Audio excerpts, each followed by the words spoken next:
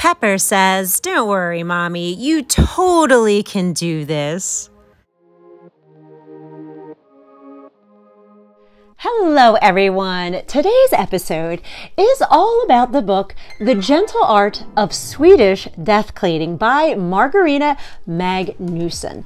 Now, I read this book in January. I read it the hard copy from the library, and I also had a credit on my audiobook, so I also listened to it as well. Now, this book is full of very practical and logical ways to declutter and organize all of your lively possessions before you die.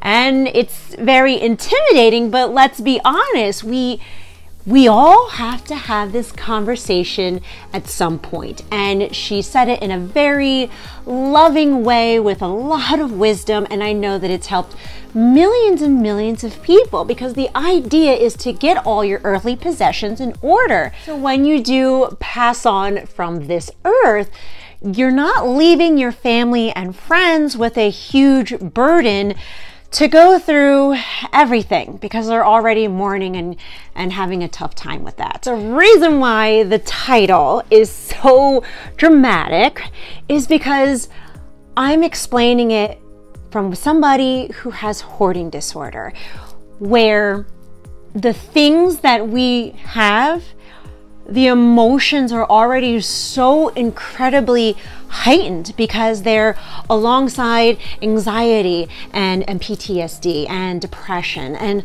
all these extreme emotions.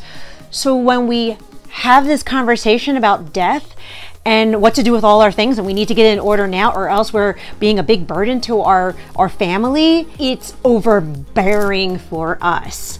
And that's not what the author intended, but it's my response because of my disorder, my past experiences, my behaviors.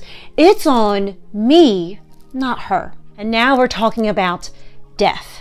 And as I was reading the book, I could feel myself being triggered multiple times. Now, I found that when you're triggered, that's your body telling you that, hey, this is where we need to do some healing.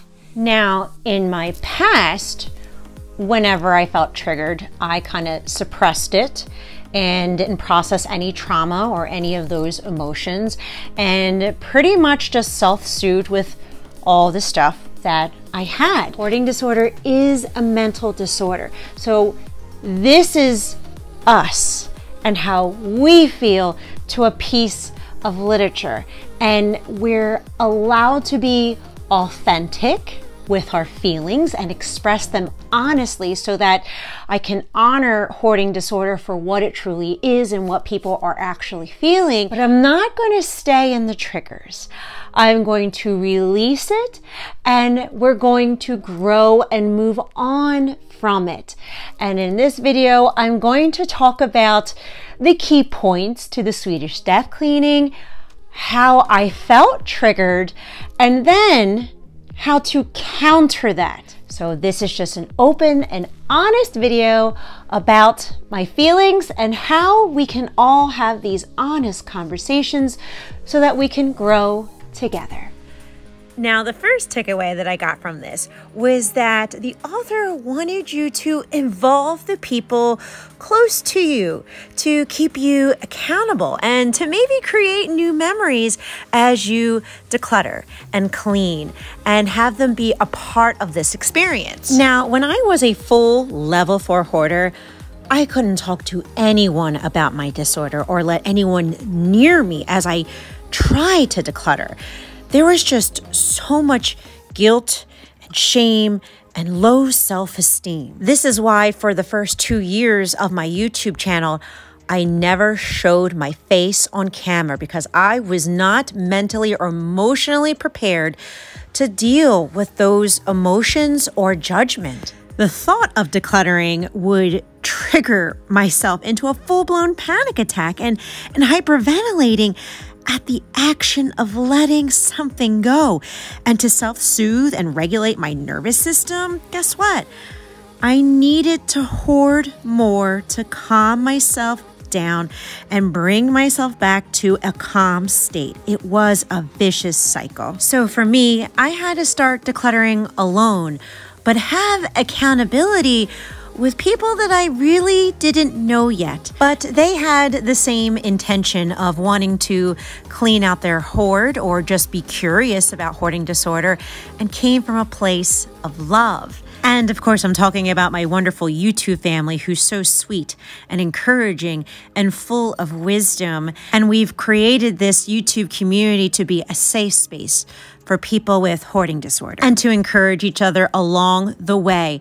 This is how I finally was able to be fully open and transparent with my hoarding disorder with not only my family, but everyone around me. My next takeaway from the book was start with less personal items. Whew, that is the truth. And with hoarding disorder, we sure have a lot.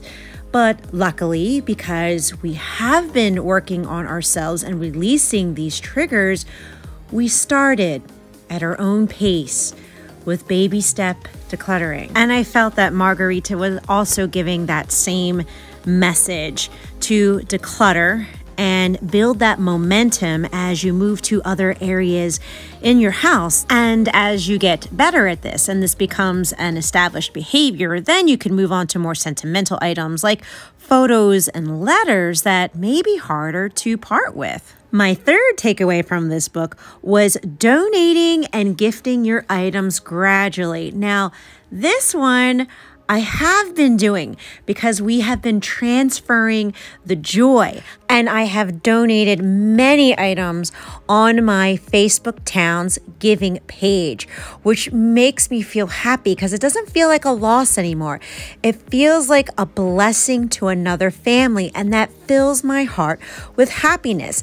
And of course, that Facebook Towns giving page is actually inspired by the Buy Nothing, Get Everything book, which I highly recommend. It's a very, very good read. My next takeaway from Swedish Death Cleaning is keep your paperwork in order. Make a list of those important documents and password. Now, paper is the hoarder's worst enemy.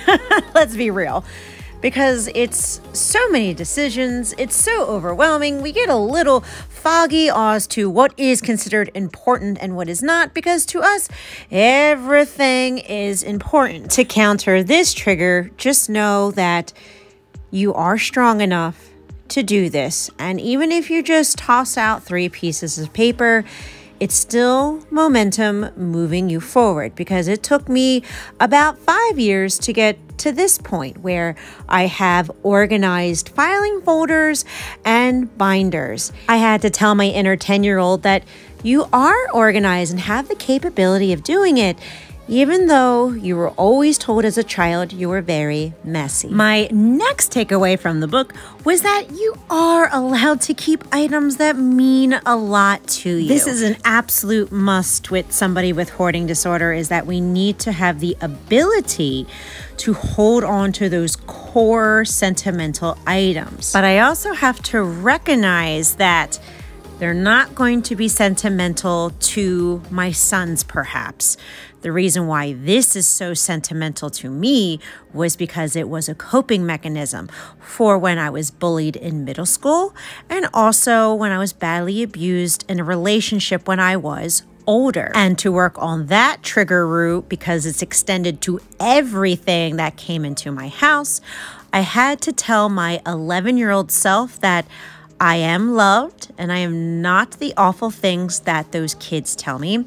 And to my 17-year-old self that you are beautiful and you are worthy, and that man can no longer hurt you anymore. But what's most important is that I give my boys permission to let the extremely sentimental stuff go when it is my time. And my last takeaway from this book was to make sure that we are decluttering consistently.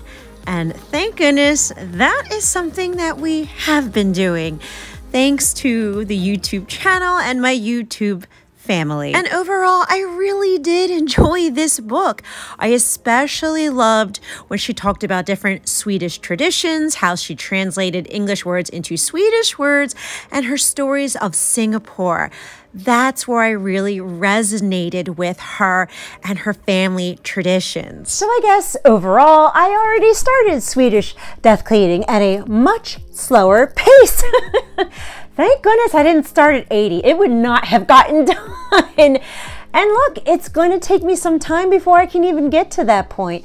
But that's okay. The intention of this video was to have an honest perspective with someone with hoarding disorder, and how we can have an open conversation about it, and how we can encourage each other, and how together we can find healing and recovering by talking about it. So my hope and my prayer is that this video motivated and encouraged you to declutter and clean something in your home today too.